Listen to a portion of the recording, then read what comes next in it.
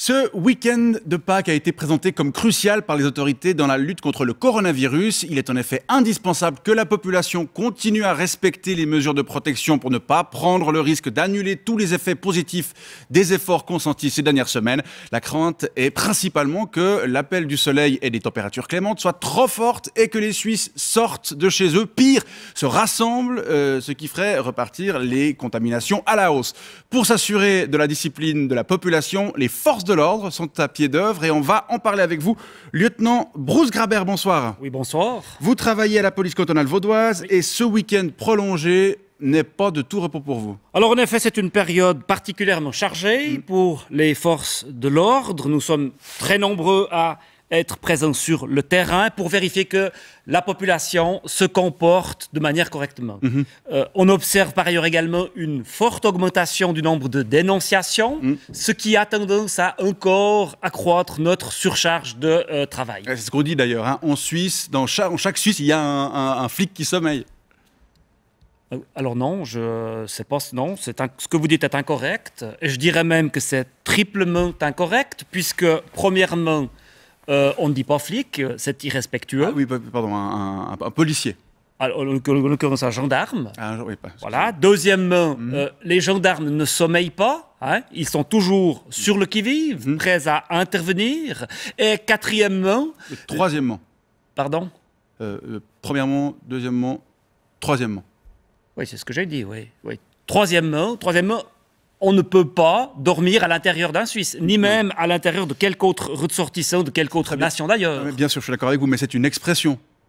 Ah, alors excusez-moi, mais ça ne se voit pas, puisque vous avez ce même petit air arrogant depuis le début de cet entretien, et donc je ne vois pas où est cette expression. Non, je veux dire, c'est un dicton pour dire que chaque Suisse est aussi un petit peu policier ou gendarme en l'occurrence. D'accord, je comprends ce que vous dites, mais en l'occurrence, c'est également incorrect. C'est également incorrect puisque quatrièmement, comme je le disais, eh bien, pour faire policier, il faut, ou gendarme, il faut suivre une formation très exigeante dont la plupart de nos concitoyens ne pourraient pas la faire. Non, mais ce que je voulais dire, c'est que les Suisses sont assez enclins à la délation.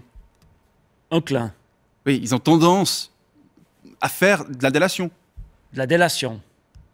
Oui, la délation, à dénoncer les gens facilement s'ils font des conneries, si vous voulez. Ah, tout simplement. Voilà. Non mais alors le temps que vous nous faites perdre, monsieur. Non mais sérieusement, on vous a pas appris à vous exprimer clairement à votre école de télé, là?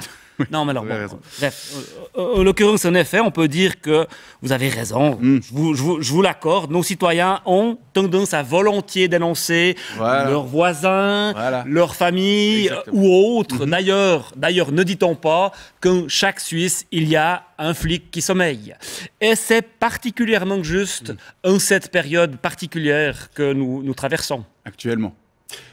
Votre activité a beaucoup évolué ces derniers temps? A beaucoup évolué, absolument, oui.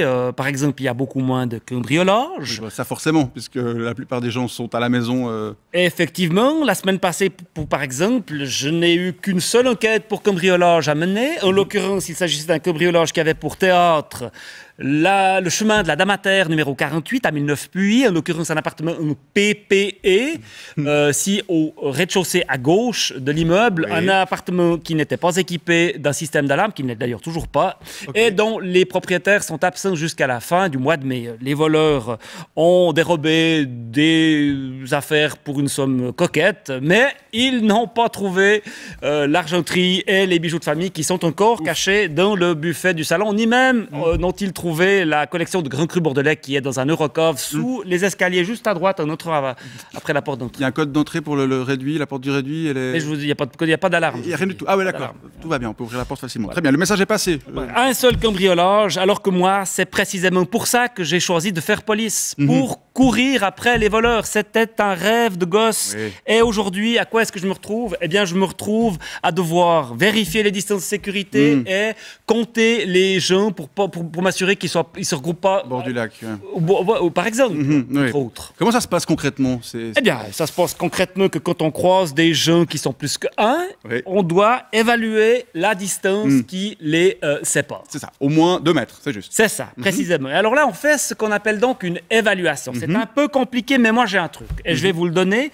Je m'imagine moi-même en suspension, flottant dans En l'air, lévitation, comme ça. à l'horizontale précisément, oui, mais c'est un travail mental. Oui, vous devez l'imaginer. Ouais. Absolument. Et alors, j'essaie de me placer entre les gens qui sont plus que un. À quelle hauteur c'est égal? Bon, c'est à la hauteur des gens. Voilà. Et comme je mesure 1m80, eh bien, si la tête et les pieds de ce moi imaginaire ne touchent pas les gens qui sont plus que un, Ça crée un petit espace. voilà, si ça touche pas, 20 ça joue. centimètres, c'est Si ça. ça touche, Ça joue pas. Oui, j'ai appliqué cette méthode parce que vous comprenez que c'est très compliqué de mesurer effectivement la distance puisqu'on ne peut pas, par exemple avec un double mètre, nous approcher parce qu'alors on ne respecterait plus les distances de sécurité. Faire 2 pas vers Voilà, la enfin, on ne personne. peut pas s'approcher Non. parce que sinon ça crée une sorte de Larsen. Si ceux qui vérifient les distances n'appliquent pas les distances, Ça fait un quoi? Larsen. Un quoi? un Larsen. Qu'est-ce que c'est? Bah, c'est comme que vous mettez un micro devant un haut-parleur. devant un haut-parleur, ça fait... Voilà. Ça monte. Ça fait un Larsen infini. D'accord. En ce qui concerne les attroupements, Alors là, c'est encore plus compliqué parce qu'on doit compter les membres du dit attroupement. oui, Hein. oui, pas plus que 5 personnes, c'est ça? Exactement, c'était la phrase que vous deviez dire. Oui, non, c'est mais juste. j'imaginais que c'est assez facile de compter jusqu'à 5. Ah, ce n'est pas du tout facile parce que bien souvent, les membres du dit attroupement se meuvent. Et donc, ça rend le comptage extrêmement compliqué. Ah oui. oui. Et alors, si on arrive à compter finalement et qu'on observe qu'ils sont plus que 5, alors là, on verbalise. En l'occurrence, 100 francs d'amende par membre du dit attroupement, ce qui signifie au moins, et ça c'est une bonne affaire pour l'État, au moins 500 francs d'amende. Non, au moins 600 francs. Puisque vous pouvez commencer à verbaliser qu'à partir de 6 personnes. 5 ça joue, 6 ça joue pas. Alors là, vous me posez une colle. Je vous laisse réfléchir peut-être. Mais bref, tout ça pour dire que les gens qui ne respectent pas les règles de l'OFSP Oui. nous amènent à faire la police. Alors que moi, ça n'est pas pour ça que j'ai choisi de faire police. C'est, je vous le rappelle, Oui. pour courir après les voleurs qui était ça. mon rêve de gosse. Oui, oui, oui. D'ailleurs, si vous le permettez, j'aimerais passer un message. Bien Je sûr. profite de cette présence qui m'est offerte. Oui, la caméra là. Oui, la numéro 3. S'il vous plaît, rallumez-la. Voilà, s'il vous plaît, restez chez vous au moins encore un moment. Comme ça, bientôt, vous pourrez de nouveau ressortir de chez vous et les voleurs pourront revenir. Et alors, je pourrai recommencer à vivre mon rêve de gosse. Voilà. Salutations. Restez à la maison, je crois que le message est passé. Lieutenant Bruce Grabert, je vous remercie pour ce témoignage. Mais je vous en prie. Bon courage pour la suite et bonne soirée. Vous êtes un peu tordu, hein. De Bah, vous m'avez perdu. Dans la tête ou physiquement? Non. Bon, les deux.